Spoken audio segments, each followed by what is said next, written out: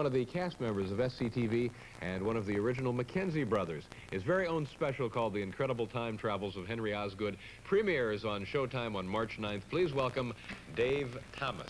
Dave. Hi, Dave.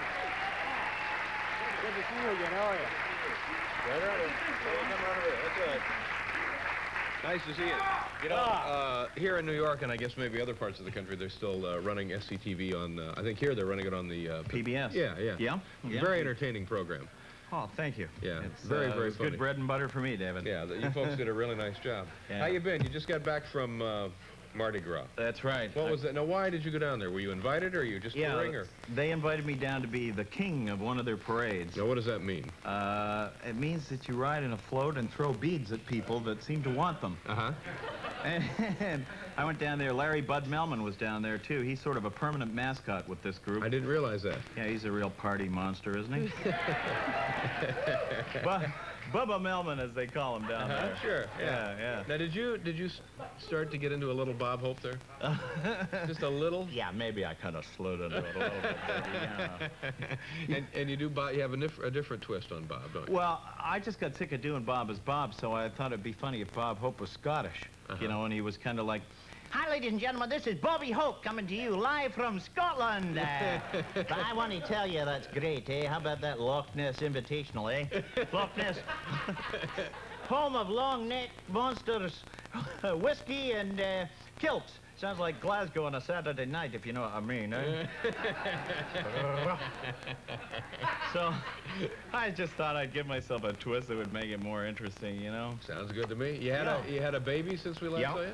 I had a little boy, he's 2 years old now, talking a blue streak. I got him a little doll, one of those talking Teddy Ruxpins, and... Well, how do those work? Everything you say is repeated by the... No, it's tapes in the doll's back, and he thought it was magical. It sings lullabies and talks to him, and then the other day he peeled back the Velcro strip on the back and saw the tape, and he's 2, and he says, "What the hell is this?"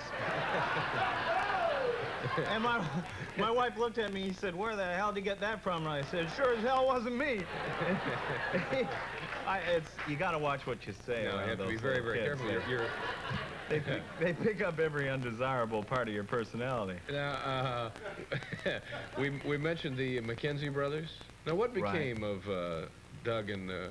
Doug and Bob. Doug and Bob. What became of Doug and Bob? Well, the real life Doug and Bob are Doug's here and Bob's in England doing a movie, but I just think it kind of, with the exception of the Pizza Hut commercials where they're still going strong, it just kind of petered out. We have a place up on Lake Simcoe, and we drive up there. Now, where's Lake Simcoe? It's, yeah, that's right. Well, why should you know that, right? It sounds like a Sears product. Well, it's north of Toronto. It's a little cottage that we got, and on our way up there, we saw this Great White North Diner. And we drove by it a few times and just thought, oh, look at that, the guy stole the name of the Great White North. How about that? Which that was the Bob and Doug segment on SCTV, Great White North. Then one time I decided, well, I'm going to pull in here. You know, my wife wanted a milkshake, and I'll surprise the guy, you know, and Doug Mackenzie himself will walk in. I went in, and the guy standing behind the counter, he says, "Can I help you?" And I kind of, hoping to be recognized, said, "Yeah, give me a Great White Shake, eh?" And he said, "We don't have milkshakes here." And I said, "Oh, okay, then take off, eh?" And he said, "Yeah, take off yourself." He turned to my wife and he said, "Can I help you?" And she said, "I'm with him." He said, "I'm sorry." Didn't recognize me, so I just left. You know, I wasn't going to give him my business. You know, well, good for you. But you know, everybody who we talked to from Canada, they all have the same story about working with Paul in the production of some musical. Was it Godspell? Godspell. Did you work with Paul in Godspell? Yes. Everybody was in that show up in Canada. It was like a black hole for talent. Just kind of sucked everybody in, you know. We were walking, Paul and I were walking when we were doing that show down Yonge Street, which they would shut off and turn into a mall. Since then, they stopped because they couldn't control it. But we were walking along, and a bum came up to me and bumped into me, and he was one of these guys that, you know, you can't get away from him, you know? And he said, you know, one of these guys, you know, what'd you call me? I didn't call you anything. You calling me a nothing? And, okay, give me a break, would you? And so he started taking swings at me and kicking me, but he was so drunk he couldn't hit me, and I was trying to dodge him, and a crowd gathered around. I said to Paul, Paul, please, get a cop, would you? And Paul runs off.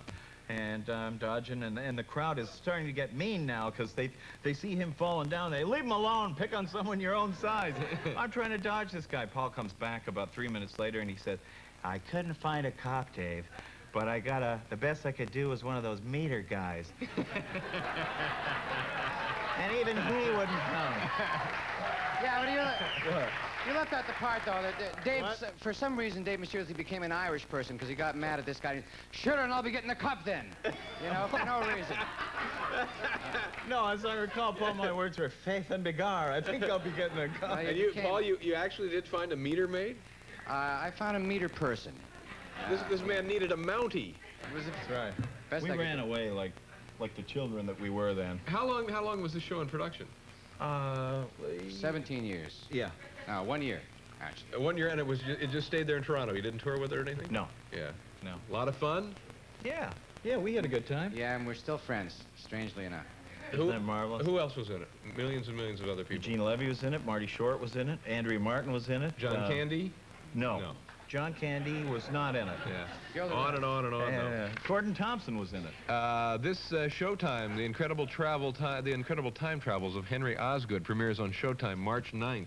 Nice short little title, isn't it? Well, it sounds like a good show. We're looking forward to it. Yeah. Nice to see you. Congratulations on your family. Thanks a lot. Good luck to you. We'll be back with Sissy Houston.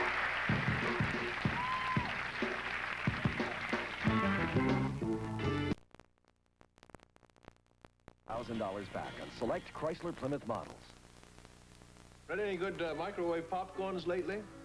Now this one says it's normal for 1 to 3 tablespoons of kernels to remain unpopped. And this one is only recommended for certain wattage microwaves. Now this one is new Pop Secret from Betty Crocker. Pop Secret works in all microwaves, and it pops better. It's lighter,